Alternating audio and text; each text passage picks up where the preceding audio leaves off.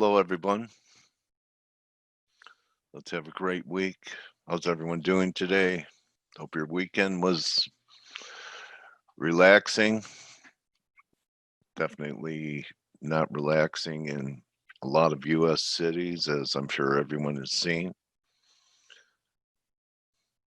Hi, I'm Dale. Blake's on after me. Okay, so I want to start off with the dollar. And, if you are a dollar bear, I just want to caution that we diverge at this last low. And if I wanted to be short the dollar and I was flat, I'd wait for a rip back to 99 or so to do so.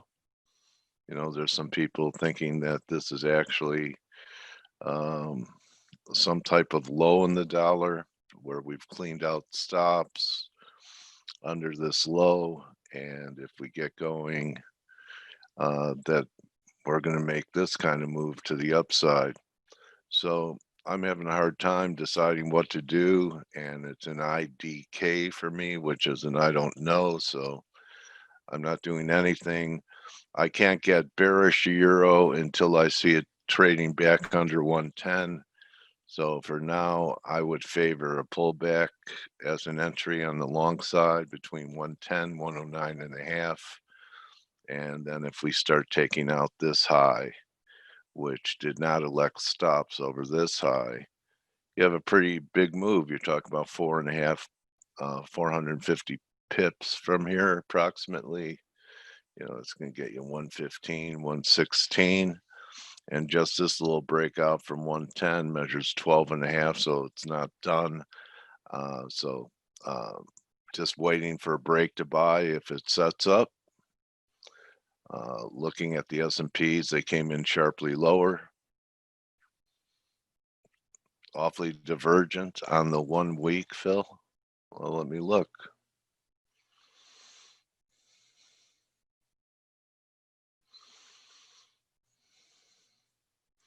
In what way?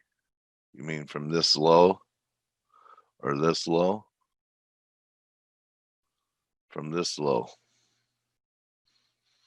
Yeah.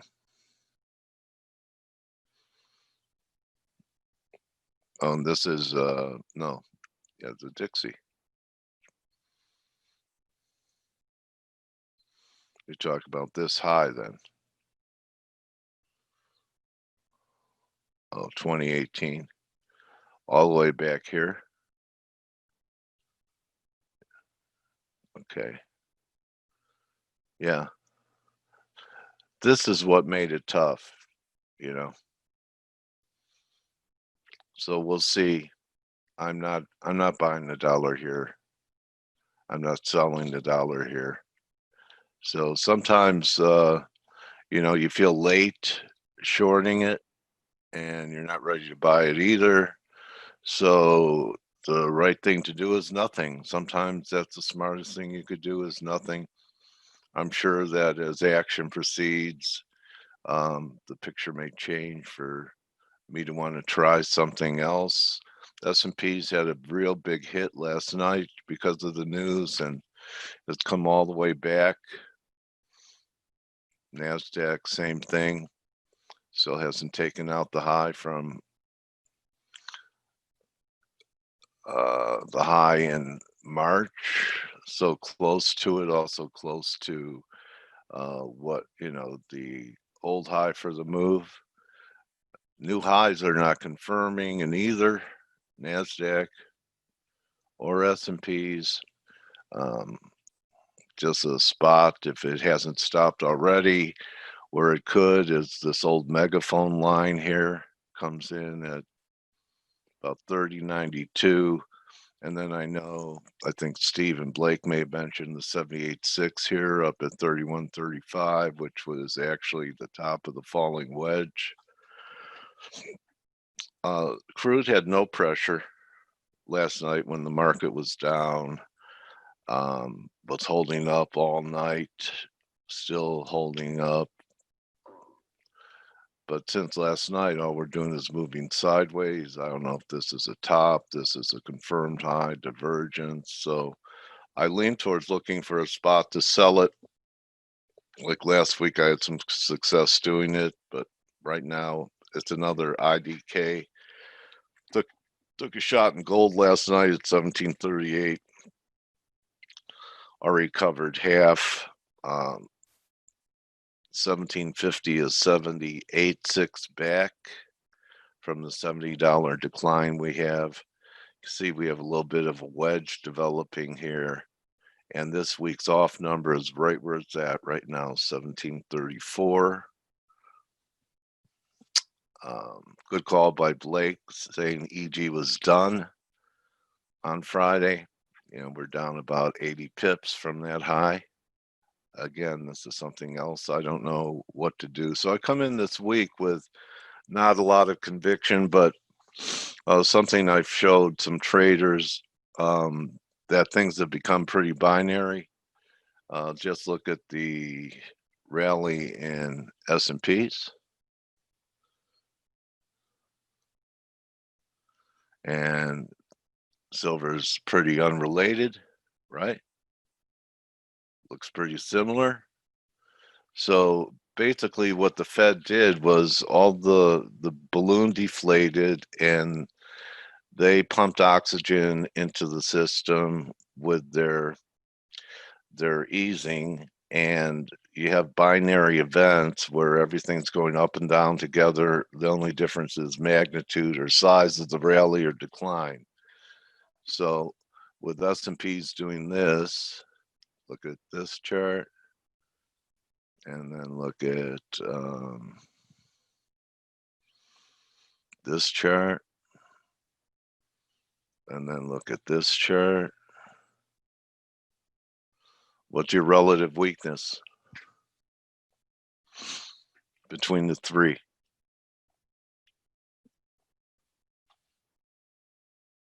At least the last few weeks. Any guesses? I'll show you one more time. I'll be like an optometrist. What's stronger? This and this, or this? What's a weak sister here?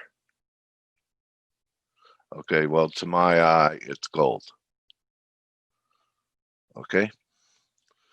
So we'll see. You know, I could also see how we could make another high towards 1780.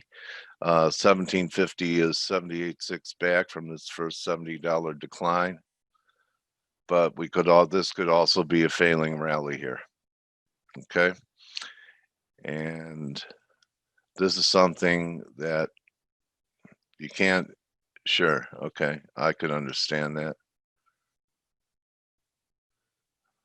Becoming a subscriber is something that's going to make you a better trader. So, you know, I know that Andre had a great pip on Friday in gold, got out at 1737, good for 37 bucks. Greg is still looking for much higher numbers. And I'll just give you a peek at some of the active patterns in play. Best one so far, and there's Greg's cable target. Okay, let's see. Blake's bullish here, buying it around here. And yeah, you could see that his bull bear line is down there under 110. Okay, so, you know, if you wanted to look at his rationale, you just click on it. It's going to come up and there's his rationale.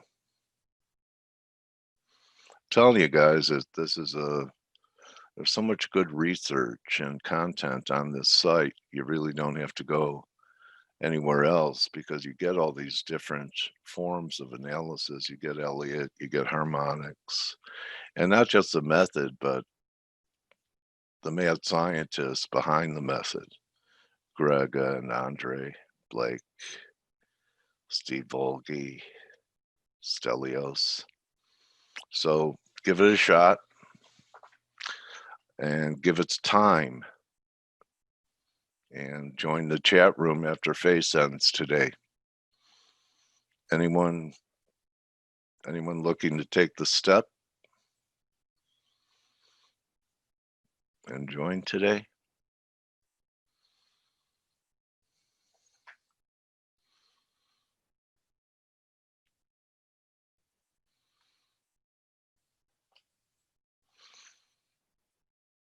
Okay, how are you enjoying that trial, Alexander? Did you download the mobile app?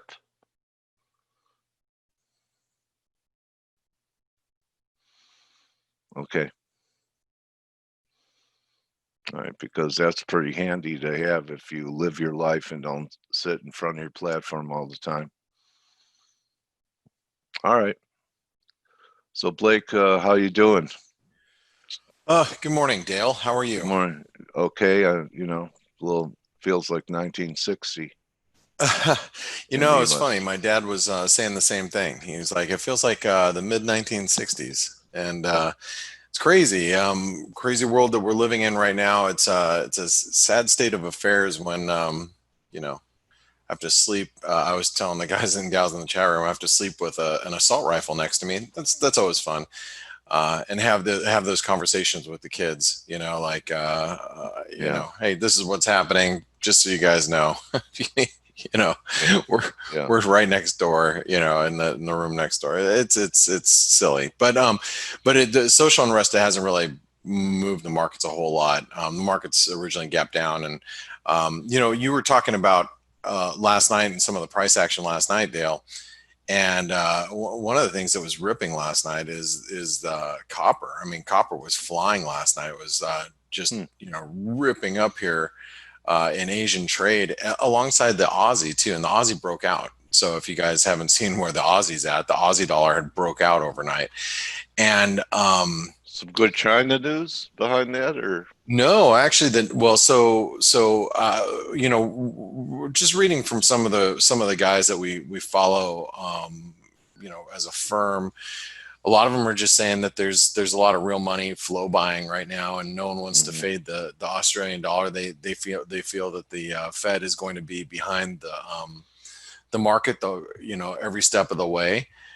So no one wants to get ahead of no one wants to get in front of the move in the Aussie, and it's breaking out. On top of that, we're yeah, above the 200-day moving average, and cleared a what a bunch of move. resistance, cleared a bunch of stops from overnight. I was Too actually, looks exactly like the S&P. huh? This too looks exactly like the S&P. It does. Sorry, A this lot is like it, actually anyway. something that I drew, yeah, Saturday. So let me Yeah. just remove that, because I was just drawing what happens if the market goes up or down. That's why that arrow was there. So yeah, I mean, the Aussie just continues to plow higher, and just like equities do too, right? Yeah. Yeah. We're seeing the same thing And happen in equities. silver, a lot of unrelated instruments all have the same rally Yeah, pattern. Yeah. yeah, they do, and I mean, we're seeing this dollar weakness, and the dollar continues to weaken. The euro's pulled back a little bit, but again, these are arrows that I drew during the week ahead video. You can see the euro is really struggling up here at the March highs, but overall the euro still looks pretty well bid. Given everything that's happening, and you know if there is a little bit of selling in equities, the question is the dollar going to catch a bid? Are we going to see some buyers come in of dollars? And I don't know, but what I am looking for is I am looking for a dip in the euro to be long. So I'm kind of hoping for that. If we see the euro push down below like 110.50, I'm going to be a buyer down there, and that's where I'm going to be looking to be involved. But there's a lot of other key currencies that are moving right now, and like I pointed out, you got the Aussie dollar that's breaking higher. You've got the Kiwi dollar that's trying to break higher, to get up towards the 200-day moving average. You got the dollar Mexican peso, which is at that key 22 level. And Sorry, guys. As you can imagine, it was a late night over here, so I didn't get much sleep. So the dollar Mexican peso is pushing that 22 level. I've actually been trying to play this thing on the long side late last week, and been picking it up for bounces, and then on Friday I think I got stopped out of one of my trades, and I'm like, I'm just going to leave it alone for the weekend. And I'm surprised, we're not seeing a sell-off of emerging market currencies. You even have the US dollar, South African rand that's pushing lower. So, this is just one of those things that when you're seeing, the emerging market currencies do okay, that's telling you that equities are not really in trouble here. So if you're like, oh, S&P is going to start moving lower, I would just keep an eye on the US dollar Mexican peso right now. And as long as the US dollar Mexican peso is, trading below, like, let's call it 22.25, excuse me, 22.25, if we're below that, I don't think there's much, to worry about as far as equities go. But the thing we do have to worry about with equities is, if this social unrest continues, how's that going to affect consumer sentiment? How's that going to affect, certain businesses? If you guys don't follow me on Twitter, we're in lockdown here in Arizona from 8 o'clock on for the next week. So 8 o'clock at night, we basically have a curfew. Oh, you have a curfew, huh? Yeah, we have a curfew. And, how does that affect sentiment? Yeah. Who's going to go to a restaurant between the virus and this? Yeah, I mean, well, yeah, you got that, and between the virus and this, and it's like, from consumer sentiment standpoint, it's going to really sour. I'm not buying anything.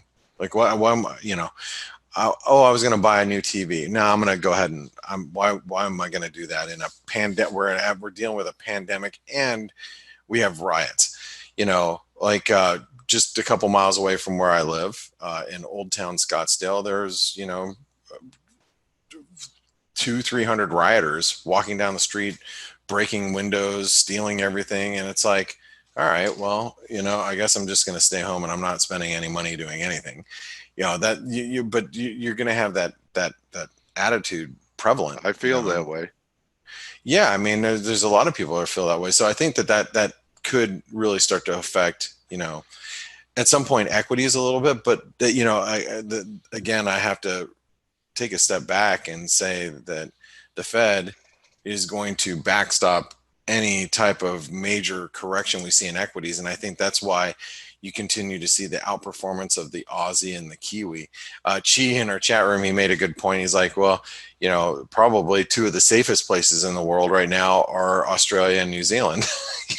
And this is true. I think I'd almost rather be there than in Maui right now. I'd probably rather be in Australia or New Zealand. So yeah, maybe that's the reason for the outperformance. However, from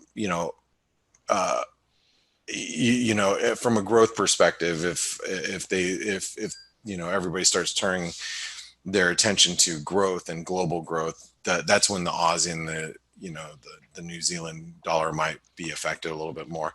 Let's take a look at the Canadian really quick. The dollar Canadian has been trading around this 137 level, and frankly, I thought we would get down here on Friday. We did, today. We pushed a little bit lower than I thought, but if you remember on Friday, I was like, I think we're going to dip towards 137. And Dale. Yeah, I'm here this time. Yeah, well, Dale, we talked about this the last couple of trading sessions. ADS and I in the chat room were talking about the dollar Canadian being a nice long at 137, and ADS is like, I can just hear Dale's voice right now on a 3 drive, to a low here on the dollar Canadian with divergent relative strength. Yeah. But I was actually going to buy the dollar Canadian, and then I pulled my order obviously for the weekend. But if you look at the dollar Canadian, we are divergent, and we are near channel support. We're around a lot of fibs, but You know, again, with the Aussie so strong, it's hard to, it's hard to fade the Canadian, because the Canadian, the Aussie, the Kiwi are going to all trade very similar. So I think in order for the dollar Canadian to actually move higher, you can see I have an alarm set. We have to really get back above like 137.50, roughly, to start to see that reverse some. And the Aussie too. I mean, I'm looking at the Aussie intraday, and you might be looking at this too. This is a head and shoulder pattern. So we actually have to drop back below 67.20, or it's a setup rather. We have to drop below the 67.20 for me to get excited. You can see I have alarms set up on my charts all over the place, because frankly, I'm not trying to get too excited about the markets without anything confirming. So I'd like to see the dollar Canadian above 137.50. I'd like to see the Aussie below 67.20 for me to even start going, okay, what am I going to do here? And again, I have to apologize for yawning, guys. It's, I get up at 3-ish in the morning and not sleeping a whole lot because of what's happening around here. So let's see. I guess, equities are pulling back just a little bit here. So this is what pulled. So this is the open last night, right? Okay. This is the open. So this is the open. We sold off, then we rallied back, and then we rallied back to basically break even overnight. Then we sold off again. And if you don't know why that sell-off happened, the Chinese government official told major state-run agricultural companies to pause purchases of some American farm goods, including soybeans, as Beijing evaluates the tensions with the U.S. over Hong Kong. So that is what took the equity markets lower in European trade. So if you're wondering why that that spike happened, again, if you look at the equity markets as a whole, the S&P as a whole, as I said in the week ahead video, I'm like, as long as we stay above 3,000, I wouldn't really worry too much about it. Well, if you saw last night, we sold off to about 30.10 and we bounced. So really, you can see I actually have an alarm set up at the breakout point. This is when I really start to worry about equities, somewhere around here.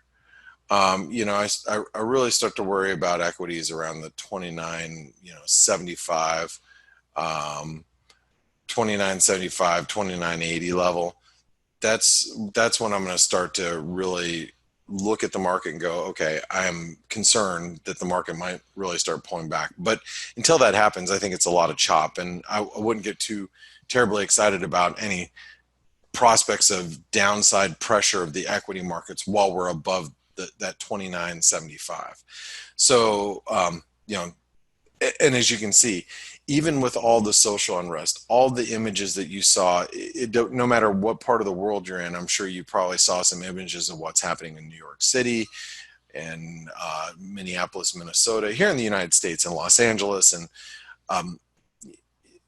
you can see that the equity markets are really unfazed by this. And that's something that you have to take into account, because while we're dealing with this social unrest, the natural inclination for you is going to be, oh, I want to, why are stocks up here? Let's go ahead and, let's short some, S&Ps right now, because there's no way the stock market is going to be stronger with all this happening in the United States.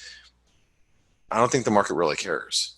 And until it shows you that it cares, you should be very careful about trying to fade risk. I mean, what happens when you see a big red bar here, like you saw last night at the open, or even in European trade when the market was selling off, you get that trade shoved right back up your rear end. So we need to really start, if we break below the 29.80, 29.75 level, the reason why that becomes important is because you start making lower lows, right? If we actually break, you make lower lows. And then if you break here, then you're making actually really key lower lows. So, like I said, until that happens, this market is bullish. As crazy as it sounds to say, and as crazy as it feels, market's still bullish, until it proves us otherwise. So, hope that helps. So what I want to do is I want to bring in Stelios and see if he has any thoughts about what's transpired over the course of the last, 48 hours or so. Good morning, Stel. Good morning. Hi, Blake. It's crazy, huh? Yeah, I mean, I read about these things and I feel really sorry about what's happening. It definitely shouldn't be happening. And what annoys me especially is that people are taking advantage of what's happened and they're looting. Basically, I'm sure like the majority of these people have no clue or let's say ideological background behind the looting. It's just about I saw videos of people breaking into Louis Vuitton stores and and other stores and just stealing stuff, which is so wrong, right? I mean, can I tell you that so I mean we have there's a famous YouTuber is this kid in Los Angeles. I forget what his name is. He's worth like $19 million. Yeah. He organized a riot in or not or looting in my town, and we live 6-hour drive away, 45-minute plane flight away. You're kidding me. He organized and he said he was here for the protest, but he wasn't. He was actually in our shopping mall taking vodka from store, and it's all on video. And that's the thing. And I hope he gets, arrested. But, this is a kid with a lot of followers. One of YouTube's biggest, stars, really, young stars. And he's inciting violence in another city. Yeah. And so the protesters that we had in downtown Phoenix, where you would expect a protest would be, they were for the most part really peaceful. But just down the street from where I live, a few miles away from where I live, you got this group of 300 young kids, and and if you were wondering, are they what race were they? They were every race, and they were just young kids with masks on, looting into every expensive store in downtown Scottsdale. Wow. And they were violent. So that's and I have a lot of personal friends that were stuck in there. They were just out there having dinner on Saturday night in that area. So it's crazy, I saw a video of a guy in Dallas, nice area in Dallas, defending his store, and the looters killed him. No, you tweeted that photo. There's a lot more to that story, Dale, in my opinion. Yeah, but and he didn't die. Just okay. And he did have a machete, and I'm a victim of misinformation. You got to do a little bit of research into some of those things. But anyway, what I wanted to tell you is I wanted to agree with Stelios. There's a lot of this is happening with outside people, and I think a lot of the protests are they plan protests are trying to be but let's just ignore all that and just realize that there's a lot of violence out there, and a lot of the violence is going to suppress consumer sentiment. It's going to compress economic activity, but then it's the last thing we needed right now. Yeah, I mean, on top of the virus and everything else, so it's just the thing is now you have a market that's kind of stuck. And you take currencies and you're like, well, what do I do with currencies here? Well, the fact of the matter is, we don't have a lot of options at this moment, because we have equities that are held up by the Fed, and then you have currencies that are every central bank is basically at zero. We have a whole world of ZIRP, right, Stelios? Yes, absolutely. So what do we do with currencies now? Well, currencies, in my opinion, are still correlated with risk. with equities. I mean, obviously you have an outlier here and there, like the euro has been going pretty strong over the last few days. But overall, you look at commodity currencies, you look at sterling, you look at the dollar, they're still relatively correlated with risk. So if you want to take a view on currencies, you have to take a view on equities. And that brings us back to the $1 million question, what happens with equities? And I agree with you. I think the market is disregarding pretty much everything. It's actually funny, not funny, but it's weird because overnight it was still positive, in the weekend trading, even though everything was happening in the US, we opened up positive. The only proper minor leg lower it had today was when China announced that they're not going to be buying agricultural products from the US or decreasing the amount they're going to buy. And basically phase one looks like it's going out of the window, at least until now. So, I think until it doesn't make so much sense to be short equities, which I think it does, but pretty much everybody wants short equities. Until that goes away, until everybody's been flushed out, I think we're probably going to squeeze a little bit higher. It makes no sense, but I think that's what's going to happen. So that would probably mean, in all actuality, then continued dollar weakness if equity markets continue to rally. Yes. But yes. if equity markets do start to pull back, then we start to see a strengthening of dollars, and because the dollar becomes the risk-off proxy, right? I mean, yes. that's what I think, and but if you look at you look at equities and you go, equities are continuing to go higher, then the euro should continue to go higher as well. And now there's other things happening with the European Union as well, because you have the European bloc that's trying to talk about putting together COVID relief, but it's not so much that, or it is that too, but what's more important is the union that is being formed with the European Union, and how do you and there's been a lot of talk. Do you have any positive feelings about what's been happening in the European Union, Stelios, being that you are in Greece? Yeah. But any further thoughts?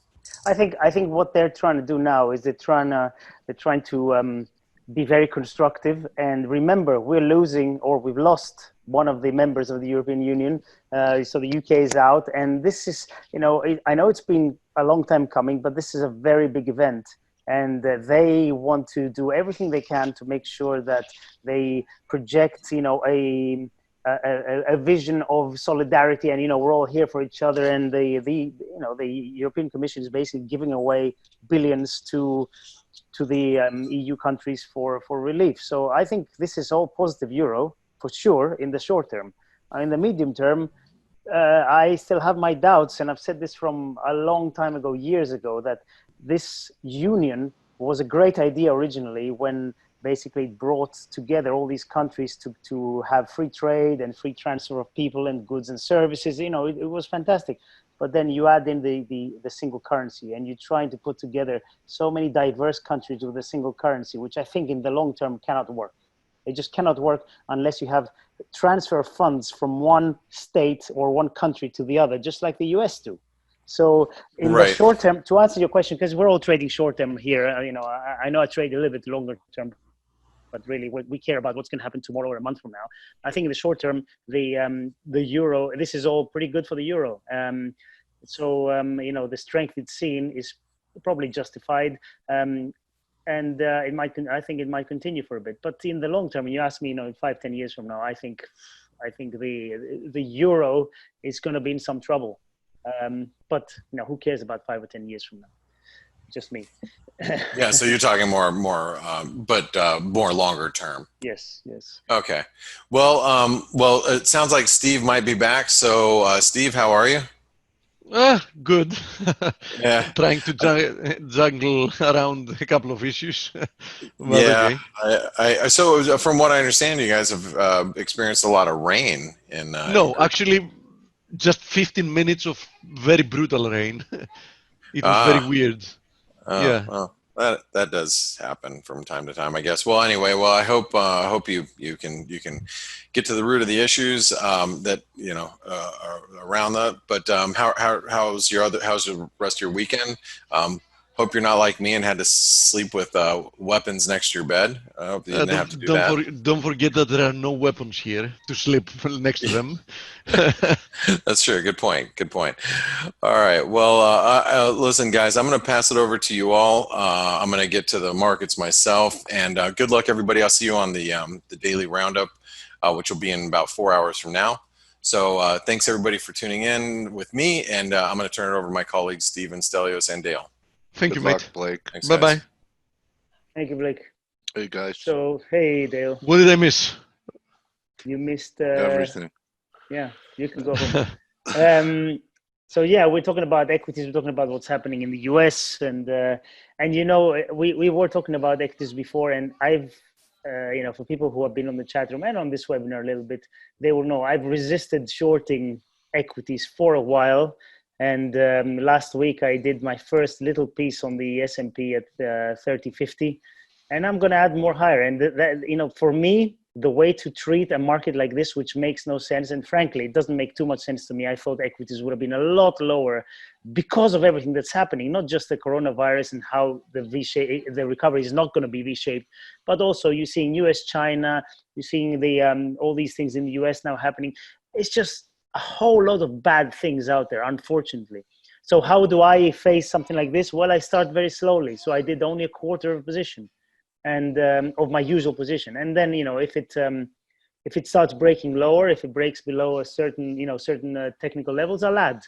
But, if it continues going higher, I'm going to wait a little bit, and then maybe I'd add a little bit more higher and go like that. And my, my sizing is adjusted accordingly, because, when I don't understand something completely, I just don't want to take too many risks. Yeah, couldn't agree more.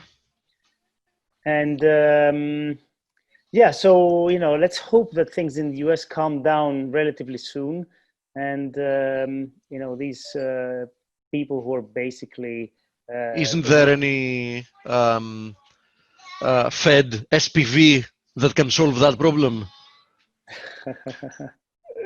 Yeah, they'll invent something, won't they? Good question. I just hope that people stop robbing people from their belongings, and their products and all that in the name of something else. It's just ridiculous, in my opinion. But what can you do? So what else? It can't be solved by social distancing either, because it's socioeconomic distancing.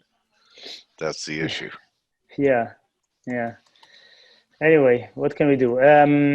So what trade. else? We got to trade. We can trade. Yes. So we had didn't have that much this morning. Some PMIs out. Numbers are looking a little bit promising. Although makes sense. I mean, of course. We really catered to numbers we've never seen before in the vast majority of the economic indices. So yeah, I mean, from that point on, there can only more or less be better. But the question is, how much better? Yeah, and you see numbers improving a little bit, although we are still quite a bit below the 50 level in PMIs. Remember, above 50 is expansionary, below 50 is contractionary. So even if we're at 48, or we get back close to 50, we're still going down, and that's just at the lower pace. Yes. Yeah, the lower pace. But we kind of expect things to turn around a little bit. The question is, how quickly do we go into expansion, and how fast this expansion will be? But we're still some way away from that. The main event this week, data-wise, is we have the RBA, ECB, and Bank of Canada with their interest rate decisions. I don't think anybody's expected to move, but as always, you get some good feedback and forward guidance. And we're at a place where things are quite volatile regarding the COVID, and how countries are opening up, and how this is going to go into the winter. So, I'm going to be interested to see how central banks view this, although, you can guess that they're going to be quite optimistic, and as they always are, and forecast, nice growth coming back to global markets. But anyway, that's actually all I had. I don't think there's anything else. Obviously, the whole thing with China retaliating, let's say, against the US is very worrying to me. But they've shown in the past that when things get really bad, they just bring out a couple of headlines from both sides, and everything's again nice and Fixed. Yeah. hunky dory, and everything's fixed. Yeah. So I'm not. I don't trust them anymore, that much as I used to in terms of their announcements and headlines. But we will get quite a few headline bombs, I'm sure, in the next few days. Oh yeah, especially if we see risk turning lower. I'm sure it's not going to take more than 2-3 days of a sell-off before we start getting, tons of statements, both from politicians and central bankers, to prop up the market. Yeah. Okay. Anyway, let's see. Cool. I'm happy today. Silver is going really well, and silver has been ripping. We said that this was a consolidation. I mean, within less than 2 trading days, we've moved another 80 cents to the upside. Now, I think we're now approaching levels that we, need to be careful. I mean, if you're long, you need to be careful. I think that, the area between like $18.50 and $19 can prove to be quite a formidable resistance. So I wouldn't be surprised if we saw some type of a pullback there. Pullback. DSI is in the 90s as well. So yeah, it's pullback that I will be looking as a buying opportunity, to be honest. So yeah, silver looks great. But I don't think there is any risk reward in buying it. I mean, people had the opportunity to buy it after this triangle,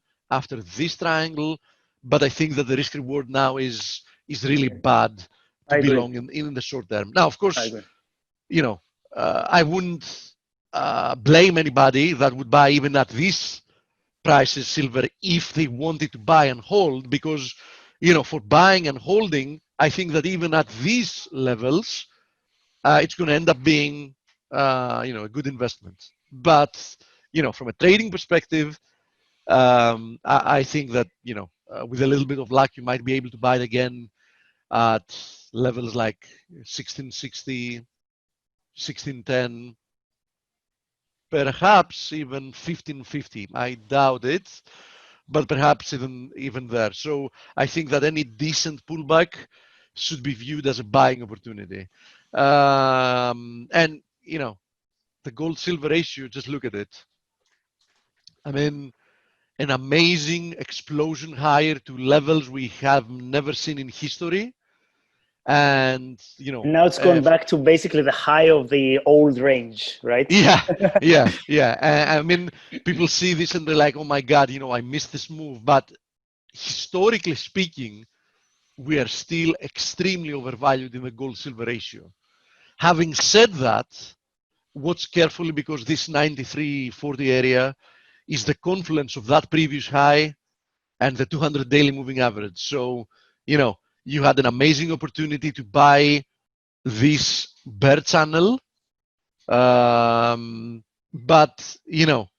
although I think we're at about equality or 1.23 of the first 20 points down. Might be the case, but who tells you that this isn't going to be a 5-wave move? You know what I mean?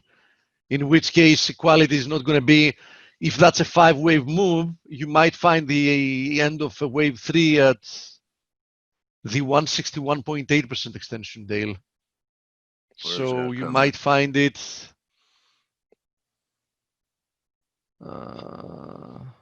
there at 82. Oh, wow. Okay. Yeah. So that's also a possibility, right? All right? But you're absolutely right. We are testing as we speak equality of the first leg lower with the second leg lower. Yeah. And also being close to the confluence of supports I mentioned. I think I that wouldn't press it down here. That's yeah, exactly. I mean, this is not the place to be pressing anymore. Having to do with gold, gold is definitely diverging with silver, as we're seeing in the gold-silver ratio. I mean, we've broken out from this little channel. The move lower looked, and so far looks, corrective. But I have to say that, you know, it's unimpressive, the fact that we've moved above it and, you know, we're far away from producing a higher high, despite silver having produced a higher high even the next day. So, you know, as I've been saying about gold and silver remain amazing investments, in my opinion, under the current economic environment. But, you know, they've already run a course, and I wouldn't be feeling comfortable buying them, you know, as a short-term trade right here, right now. So, you know, I have physical gold and I have absolutely no intention of getting rid of it just because we might see a pullback. But I would definitely not be buying gold, you know, in the financial markets as a short-term trade, you know, here. I'm not saying that it can't keep moving higher. I mean, I can easily see another push towards 1820, but I'm saying that I would feel much more comfortable buying gold after seeing a deeper pullback, and then look for higher levels. You know what I mean? Something like that. Now, many times you see assets like these climbing a wall of worry, and that's what makes it very tricky, and that's what usually traps people that are looking in the opposite direction. I mean, how many examples we know and we've seen on Twitter from people that are trying to short gold as a false breakout since it broke out from 1360, and they're trying to short it at 1400, at 1500, and 1600, at 1700, and it's just, you know, keep moving higher, you know, not really in an explosive manner, but nevertheless it keeps moving higher, right? So I'm really not advocating to anybody to try to fade this.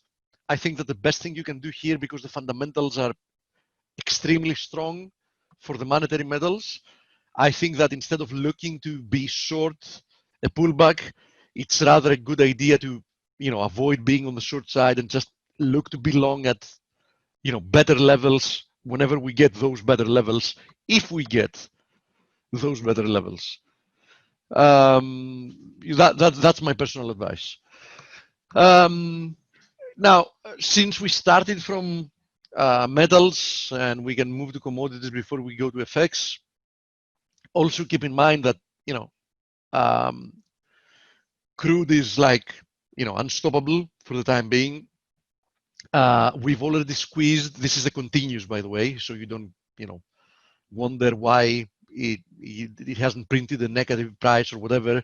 I think it's much better, you know, tracking, especially doing analysis on the continuous, since, you know, it avoids showing, you know, that brutal type of moves that, you know, skew technicals quite a lot that you see in futures that are expiring.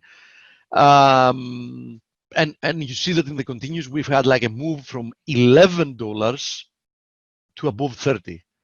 We're talking about a 174% up move in 30 trading days. So, you know, you get the concept here, right? Having said that, at some point, this as well should produce some type of a pullback. Okay, I'm not advocating that you should be buying it anymore because it has already produced a massive move to the upside. But on the other hand, I don't think we're going to be seeing the lows that you already saw. So keep that in mind. Don't expect to see a lower low here. I'm not expecting to see a lower low. I think that the chances of something like that happening are very low. Nothing is impossible, but very, very low chances. I think that best case scenario, what you can hope for, best realistic scenario to be, you know, perfectly clear, is some type of a pullback down to this support resistance area at roughly $20. I think that's like the best probable scenario that you can be expecting to buy. Now, having to do with upside levels, I think that the next upside area of resistance is, you know, anywhere between like 33.80 and 34.50. I don't really see any big resistance until we get there. as long as we trade above like 29, I think that the path of least resistance remains clearly to the upside. The path of least resistance clearly remains to the upside as well, having to do with stocks. Personally, I'm still, very much convinced that this recovery higher is at the very, very, very last stages of it. I'm not saying that we can necessarily retest the lows or produce lower lows, but I do believe that we're going to see at least a deep pullback starting soon. Now, as I've been saying since a couple of weeks ago, soon doesn't necessarily mean 1-2 days, might be a couple of weeks.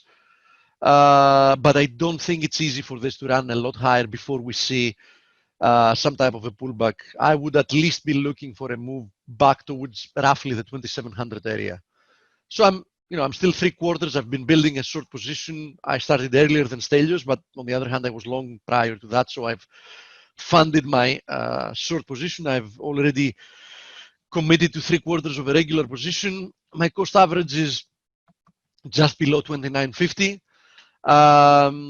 And I still have 1 quarter of a position that I'm going to be adding if we see higher prices, if we get closer to 3100,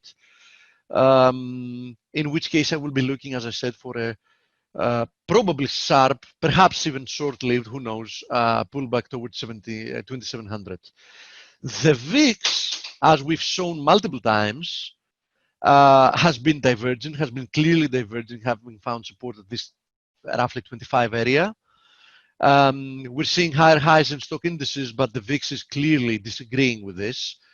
The VIX is not historically, by historically I mean taking into account the last like 12 years, cheap where it currently is, but it is extremely cheap considering the economic backdrop that we currently have in hand, and the global situation, and the fact that we saw the type of move that we saw lower. So I do think that the path of least resistance for the VIX for the next big move is going to be to the upside, and that's why I also think that the next sharp move that we're going to see in stock indices are going to be to the downside. We might keep appreciating in this slow manner to the upside, but I do think that the next sharp move is going to be to the downside. Now, once this happens, we can then start analyzing what type of a move we have in hand to decide, what type of a move that is. If it's, if it can actually bring us towards the previous lows, or if we should be buying it, for another move to the upside. But it's too early to, to consider all that. There's a question about platinum, so okay, let me cover that before we jump to FX. Since we started by everything else. So here's platinum. Nothing has really changed in platinum. As I've said, first of all, historically, platinum is extremely, extremely undervalued, even following this sharp rally higher. But as I've said multiple times, this 875 area is a very, very significant area of support resistance. In this case, of course, as a resistance. So I think as long as we stay close to it, it doesn't make sense anymore buying platinum because you're buying close to resistance after quite a big move to the upside. Okay, so if we're talking about a long-term horizon, I'm definitely bullish platinum. But if you're asking me, in the short term, I would be very skeptical in buying platinum here. Okay. Now, jumping to FX, having to do with the DXY. The DXY tested at the lows of the day, the top of this horizontal support resistance area and the 61.8 of that move higher. And so far, it seems to be finding support here. Now, I really wouldn't be surprised to see dollar moving higher from there, because if you remember, we drew this at least a week ago, that perhaps we break through this triangle to the downside. We see a limited type of move, then we see some risk of move, which is 90% coming with dollar strength, and then seeing dollar weakness. In any case, I've said many times here that my thesis about the dollar is I'm extremely bearish the dollar in the medium to long term. I believe that the dollar is going to lose within the next couple of years something like 35% of its value. And when it happens, I think it's going to happen within a very short period of time. I think it's going to happen in less than a year. But, you know, I'm not sure when that's going to start. It might be in a few weeks from now. It might be in a few months from now. But until that happens, I can see the DXY printing a higher high. Not necessarily, but I definitely don't rule it out. Depends on what kind of a move we're going to see from the stock indices. Okay, so I'm very bearish the dollar, but in the short term, I'm skeptical that we're about to start that move. So having said that, we touched the 61.8. We're finding support so far. At the same time, which of course is not an accident because like almost 60% of the DXY is the Euro USD.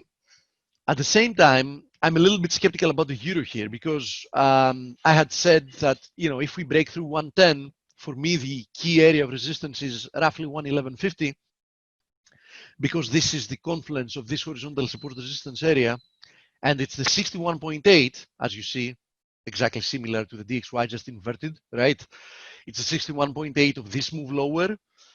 And so far, we seem to be finding resistance here. So, from a risk reward perspective, I have to say that against 111.50, it's not easy to be buying at this area, right? So I would definitely understand why a short-term trader would want to be short against like 111.70 or whatever, like, risking something like 30-40 bips. Even if this provides like a corrective pullback, I think we can easily retest the 110 breakout area as support. So would make sense to buy 110, would make sense to sell 111.50 if you didn't already do. It's going to be important for me to see if we're indeed moving lower from here, what's going to happen from 110. Because if we see the Euro USD slicing through 110 once again, in my opinion, that's going to be quite a bearish signal in the short term. Now, if we find support at 110, and as long as we will be staying above 110, I will totally understand why somebody would want to be long the Euro USD, especially from a risk-reward perspective. It makes all the sense in the world. Okay, not easy though to make a decision of what's happening here in the medium term, and the main reason why this isn't easy is simply because the euro, the DXY, etc., have been without a trend for a very long period of time. I mean, I know that we've now been indoctrinating in trying to find a trend where a trend doesn't exist, meaning we're seeing small moves from a historical perspective, but since that has been that has been followed by that has been preceded by a period of complete inactivity, even a small sharp move in comparison to the previous one looks like it's the start of a trend. But in essence, if you zoom out in the chart, you'll realize that the Euro USD and the DXY are still without a real trend. So, having that in mind, in my opinion, you should be very careful in jumping the gun. I think there are better opportunities out there. As I've said multiple times, for example, in the USD yen is completely without trend.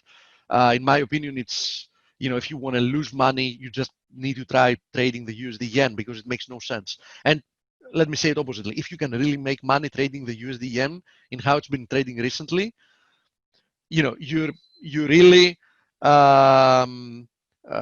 you're really not helping yourself, because if you can really make money doing that, you can make a lot more money trading something else. The cable, to finish up with the very popular ones, and then I'm going to move to commodity currencies. The cable is still toying around with this neckline. Now, I know that we're currently trading above it, but it's still early on the day. So who says that, we can't close below it once again? So, in order for me to turn more, positive, the pound against the dollar, at least I would want to see a daily close above this neckline. So, at least let's see how we close the day and we take it from there. Also keep in mind that today is the first day of the week and the first day of the month. The reason I'm saying this is because, from seasonality, we know that, especially beginning or very end of the month, it's more likely to see a high or a low. So given that, especially these couple of days like today and tomorrow, I would be paying closer attention to potential reversals because they have, statistically speaking, a little bit of a better chance of actually being, the real deal. And the same applies to stocks, by the way. So for example, if we see within the next couple of days, like a big reversal lower in stocks, especially given the fact that it's the start of the month, secondarily that it's the start of the week, it would be, I would count that as another little confirmation that perhaps, this is going to be something to pay attention to and, not something insignificant. Steve, Christopher's here if you want to cover commodity currencies.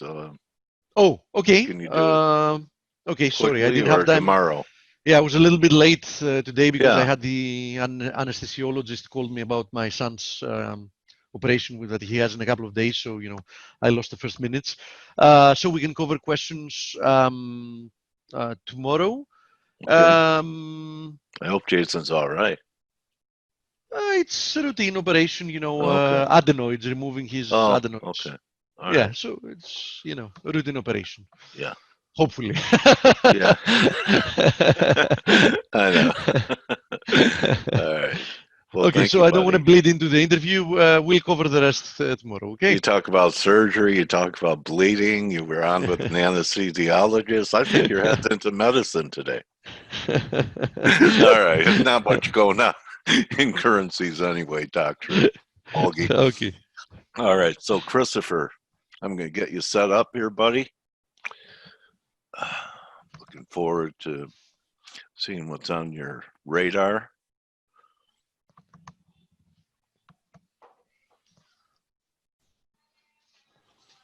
And you're now unmuted. Welcome back to Face, Christopher. All right. Hey there. How are you doing? I'm doing good, buddy. So when Steve stops sharing his screen, we could get yours up Done. here. There you go. Were you here in Zoom last time, Christopher? I was still kind of new to me. All right. So you look for the green box on the drop-down menu. Yeah. That's It'll a say screen. share screen. Okay. And so, all right, there we go. So last time we talked, it was pre-COVID, at least here in the U.S., wasn't it? Yes, exactly. Okay, so pretty amazing market, unprecedented type of moves. How did it go for you? Well, so far still doing kind of what we're looking for, pushing a bit further up, but, overall still kind of what we expect with this being the type of wave we're looking at, this larger wave 2 pullback after that. What we expect is basically a grand super cycle completion there. So, I mean, at this point, generally what we look for, I guess I'll go ahead and pull up that chart here real quick. Okay. So, we've got this first wave down and we've got this second wave up. And usually at this point here, what we're looking for is that people just generally, they kind of ignore it. They, it was the move down again it brought fear to them. It scared them. They thought it was going down. It pushes back up. And so then they recover. They're like, oh, okay, we're fine. It scared me, but it looks like it's good now. And so that's what we're seeing right now. I hear a lot of people who continually talk about the great disconnect between the financial markets, and the economy. We continue to get these large unemployment numbers, and and the stock market continues to go up. But again, the stock market and the economy are not one and the same. They're divorced from each other. There's a way in which people act, in the markets that's different than when they act otherwise. And I think not that's easy. exactly what It's we're not seeing. easy to explain to a layman, is it? Why they're doing what they're doing. I'm sorry, say that again? It's not real easy to explain to a layman why the stock market's going up with what's happening in the real economy. No, not at all. And it's because, as human beings, we tend to have an idea of the way we believe things work. Right. And then, and there's not a lot of people, I don't think, who really, you know, in the grand scheme of those, the totality of market participants who really have that understanding of what may be going our way or what may not be going on. And so we get to points like we're at now. And if you've watched, you know, I think the CME's got, what do they got? The micro E-mini options coming out now. And then, futures. Yeah. And then the one thing that really hit me was, I think it was last month or so, Schwab announced that they were going to roll out this this way that their customers could buy fractions of stocks. And, you know, this is the kind of thing when you see this all-in euphoria from the you know, the retail participants that you kind of get to, you should really kind of become concerned that maybe the market's at that top area. Okay. Is that what you're thinking? Maybe 3150. I think I see a 5 up there. Yeah. I've got this right now. There's a couple of different ways that we can count this going up here. I think it all just kind of leads to potentially this area, this right around this 31. What do we have here? Yeah, about 3140 or so, maybe. You know, it can continue going up. The one thing I've mentioned since the beginning down here at the bottom is, you know, this is such a large decline that you're going to get a large reaction off it. You know, historically, you can look at any other time where the markets drop that, you know, when you look at the Great Depression there, you look at the Great Financial Crisis, you look at the internet bust, the dot-com bust. And, you know, it's always the same way. You get, you know, you've got to have a strong reaction off a strong drop there.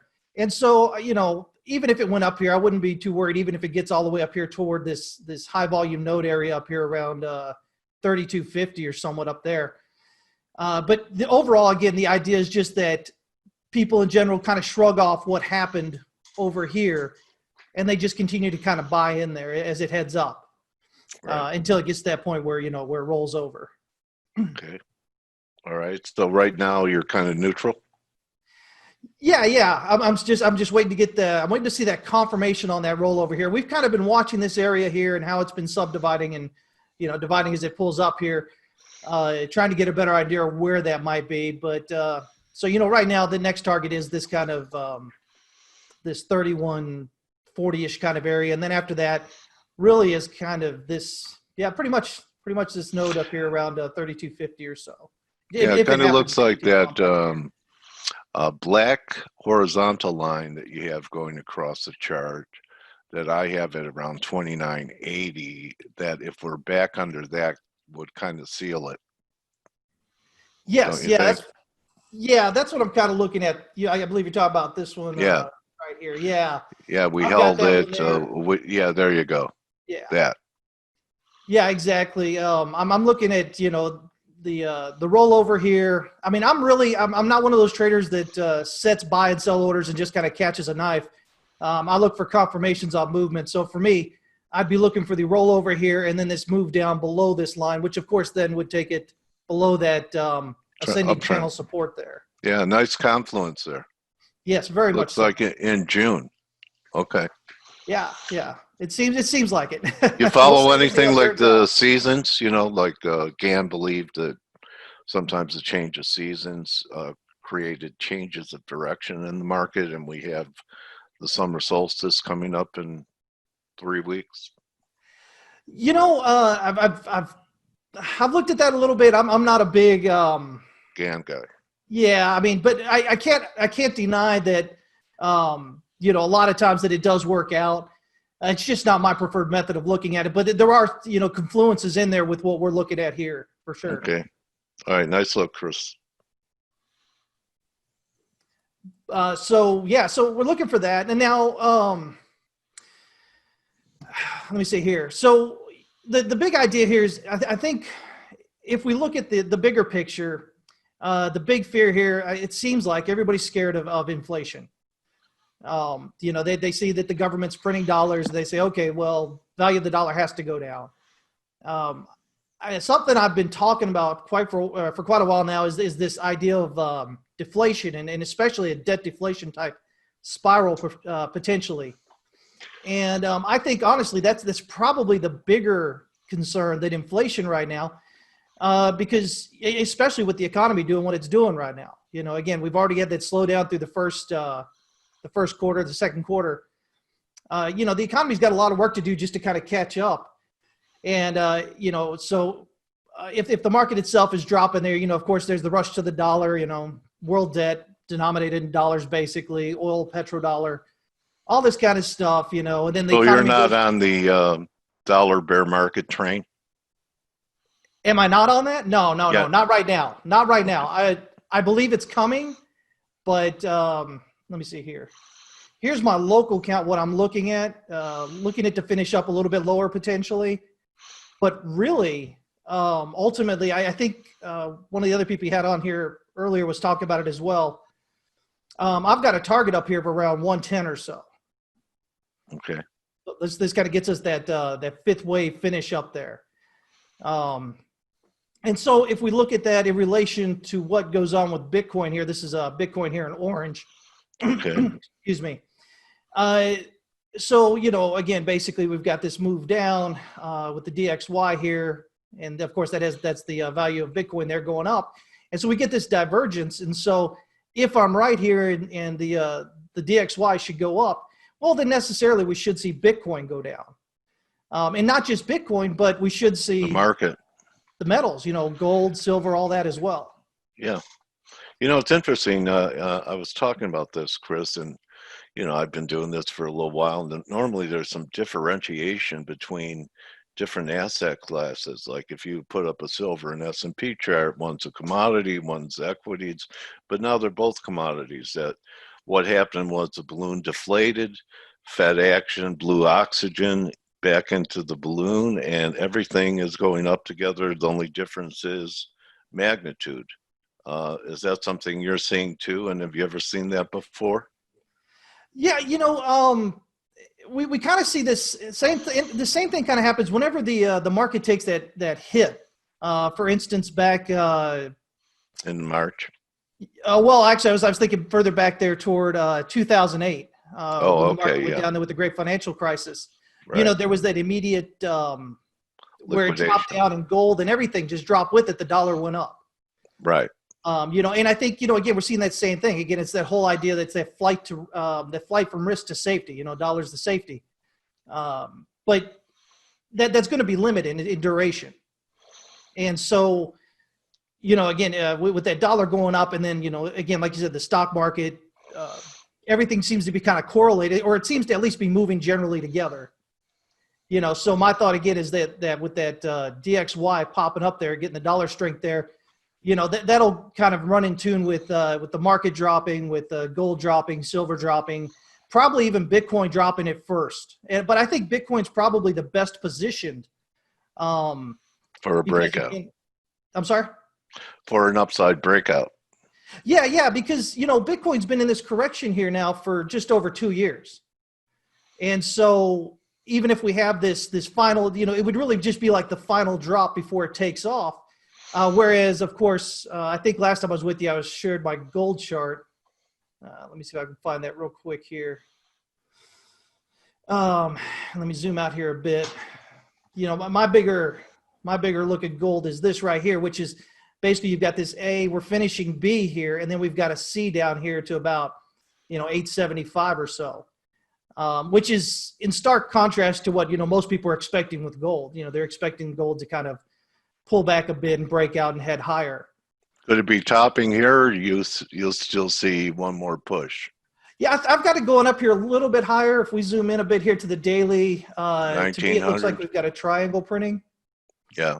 Okay. And so basically where it's at, or not too much higher, it should pull back down a bit toward for the E wave here, and then we've got that final wave to kind of push up into the 1800s there. Okay. But yeah, I mean that's kind of where I'm seeing it at the moment.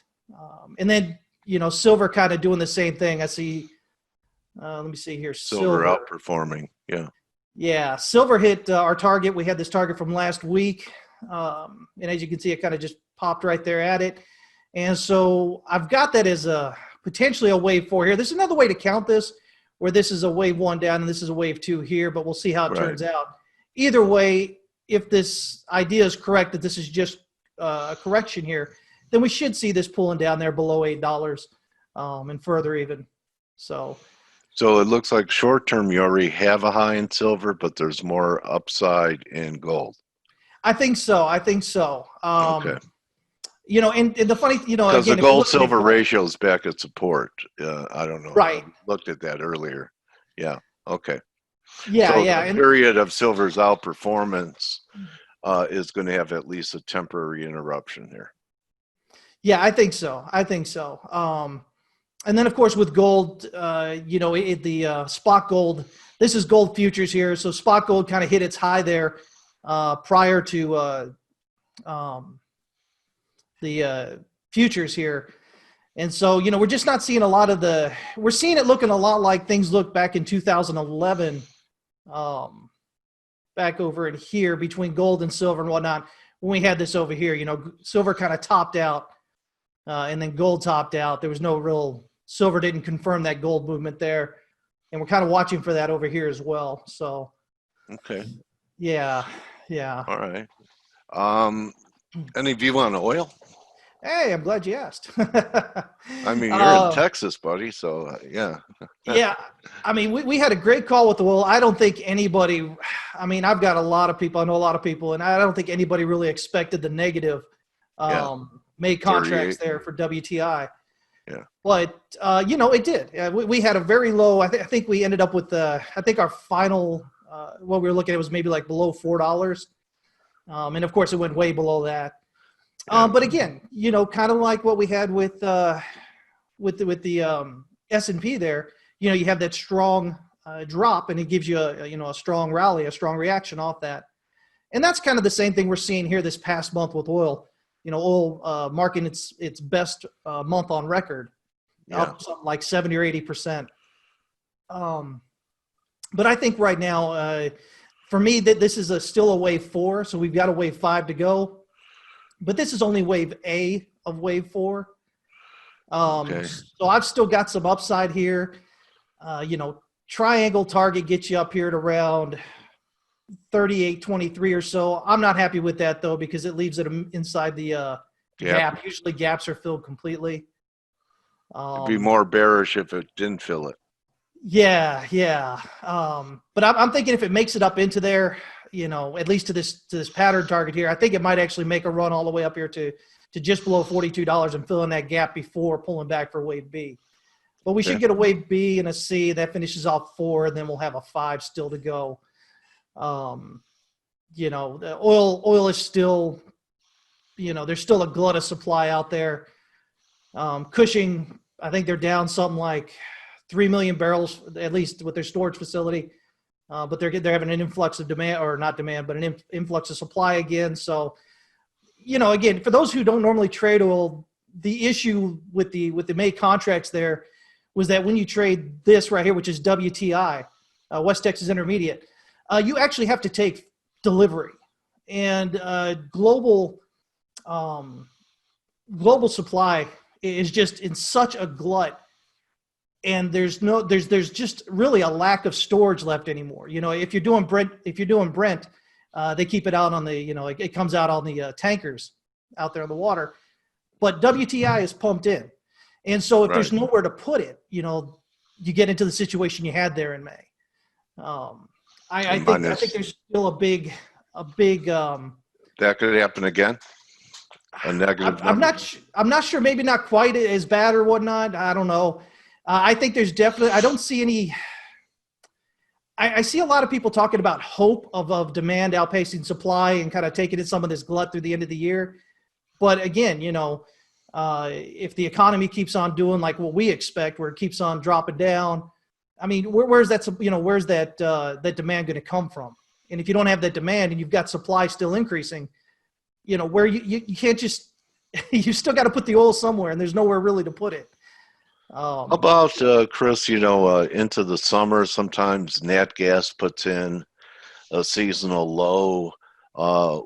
You know, they are two different markets, even though, you know, fracking's part of both of them. Could there be a long awaited turn, maybe one more washout in nat gas, and then a pretty good rally into the fall?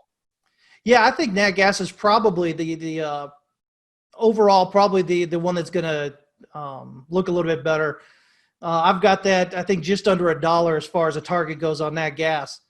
You have a chart? I think I've got a chart. I haven't looked at it recently. Okay. Yeah, I thought I'd bring it up because no one even talks about the Widowmaker anymore. That's a good sign, you know. Yeah, yeah, Yeah, that exactly. means they've stopped trying to bottom pick it. Let's see what's going on. Let me see what I've got here. Let me pull this back over here. All right.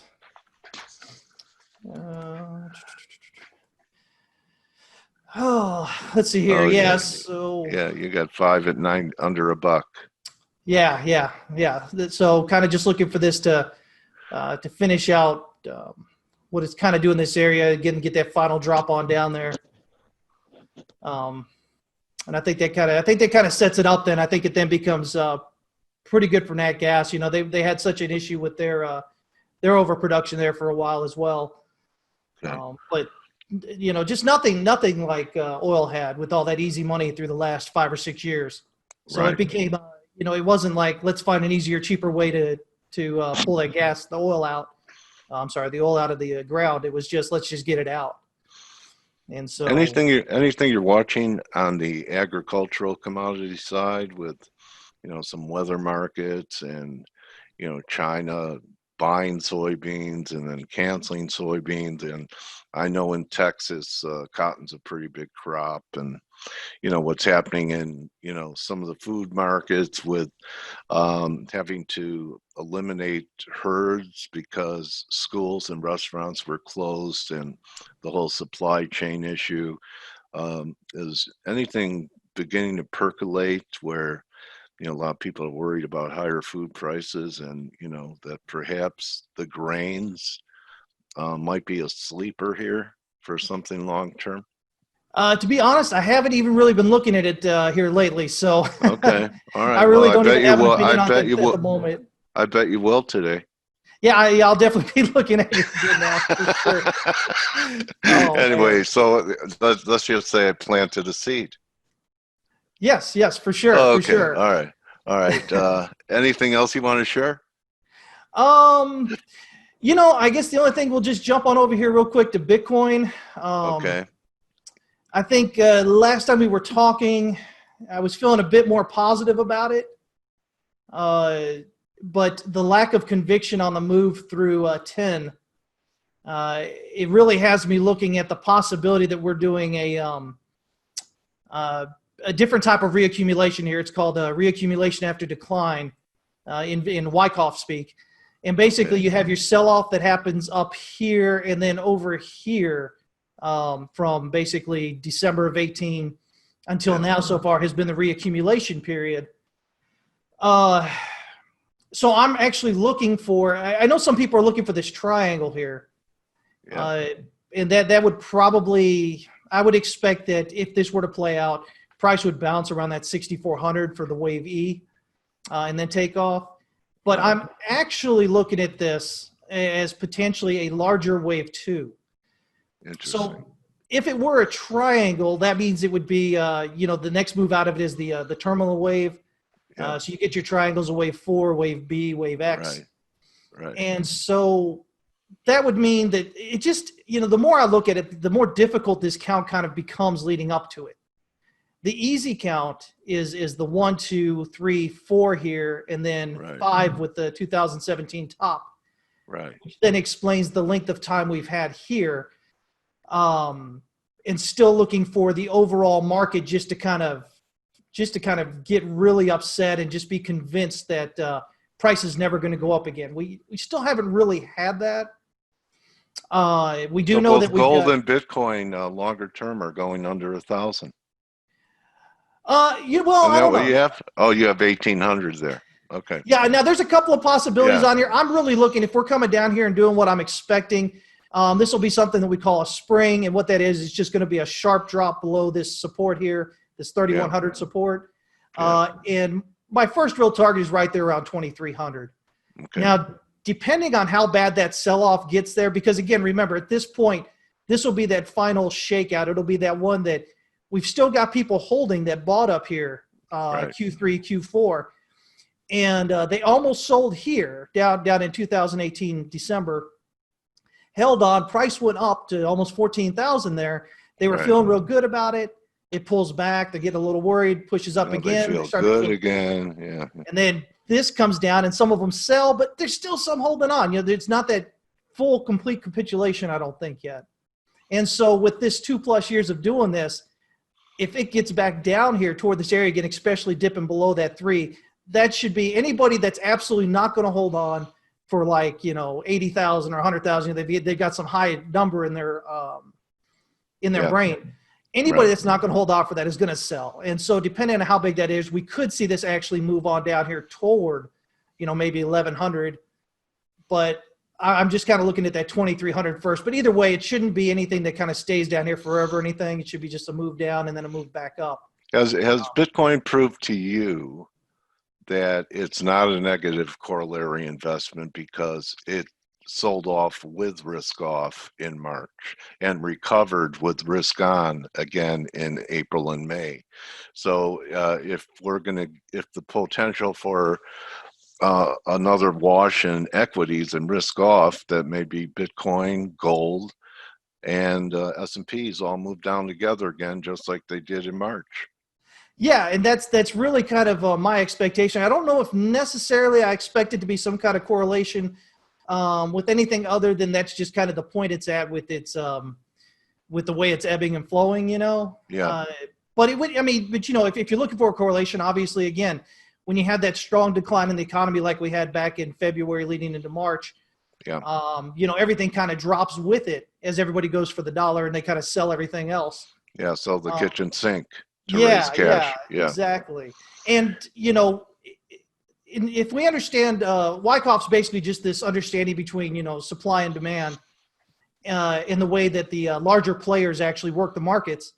Mm-hmm. And so, again, we have a whole bunch of on-chain metrics, and we've got Grayscale talking about how much they're increasing their interest in Bitcoin. So we know that what we would classify, as those larger players, those institutions or hedge funds or, ultra high worth net individuals are kind of out there getting into it. I don't know. I guess we could see this still go up from here, but my thought is they're not just getting in right here. If this goes up from here, it's because they've been getting in as we've been believing. Yeah. But also the idea that they're just getting in now, everybody kind of expected at the halving there last month that retail just kind of expected price to just go up right away. Yeah, and then Paul Tudor Jones came in. Yes. You got a lot of positive press. So exactly. So what better time than to sell into retail as it's buying, to send it down, to convince them it's dying, and then to buy, the final last cheapening there, and then kind of have it run up. Yeah. And we kind of see that happening within this area here where we're at, because what we notice is the futures and whatnot were pushing up really strong. They were really long, really hard, but spot is really short up here. And so the idea that maybe, these more sophisticated, larger players are, propping up price, convincing retail it's headed up just so that retail buys into their shorts up in this area, as witnessed on the spot markets there, for it to come down. So, there's a lot of possibility in all that. Obviously, we can't guarantee, we can't guarantee what price is going to do, but there is a certain type of narrative in there. You have a quick view on yields? I don't. Nope. I sure don't. Not at the moment. All right, that's fine then. And what's the best way for people to follow your great work, Chris? They can follow me on Twitter at TX West Capital, and we also do a daily program there on Twitch, twitch.tv/Texas West Capital. You want to show it? Or your website, or this is commercial time for you, buddy. Commercial time for me, huh? Yeah. Well, there we go. There's this right here. All right. Coming in there. So you can get on there, and it's got the links. There's the website right there. And then, of course, I put the notes here every time we go live on Twitch. So if they're following me there on Twitter, they'll get easy updates. Get to come in. I want to thank you, my trading warrior brother, for doing it again and bringing some insightful technical views to us today. I appreciate you having me. Thank you. All right, everyone. That's Christopher Inks. Then you could follow him on Twitter at Texas TX West Capital. You could tell this guy has a feel for not wanting to be the same way with the crowd. So thanks again, Chris. Have a great week, and you and your family remain untouched with all the weirdness happening in the U.S. here. Thank you. You too.